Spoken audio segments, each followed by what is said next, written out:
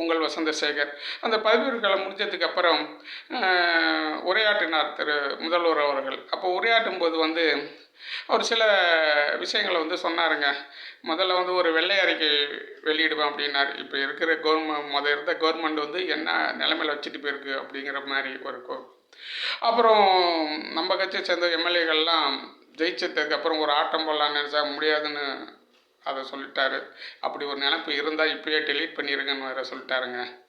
அப்புறம் மகளிருக்கு நல்லா பாதுகாப்பு கொடுப்பேன்னு சொல்லியிருக்காங்க. அப்புறம் போதைப்பொருள் ஒழிப்புக்கு அது முக்கியத்துவம் கொடுப்பேன்னு சொல்லியிருக்காருங்க.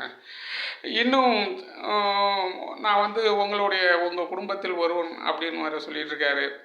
எனக்கு கொஞ்சம் டைம் கொடுங்க, எல்லாத்தையும் நான் நிறைவேற்றிடுவேன் மாதிரி தாங்க சொல்லியிருக்காரு. அவரோட உரை மிக சிறப்பாக இருந்தது. நான் இந்து, முஸ்லீம், கிறிஸ்டின் அவரோட முகம்தான் சொல்லியிருக்காங்க. அதுக்கு முன்னாடி இருந்தவங்களாம் நான் சிறுபான்மைன்னு சொல்லிக்கிட்டே இருப்பாங்க, இந்துக்களை விட்டுருவாங்க. ஆனால் இவர் இந்துக்களும் சேர்த்துருக்காருங்க. அதுக்கு ஒரு மிகப்பெரிய ஒரு கைத்தட்டல் போடலாம். அந்த அளவுக்கு ஒரு தைரியமான ஒரு இது. அதுக்கு முன்னாடி இருந்தாலும் சிறுபான்மைங்க சேர்ந்து தான் சொல்லிட்டு தான் அப்படியே காலத்தை ஓட்டிகிட்டு இருந்தாங்க.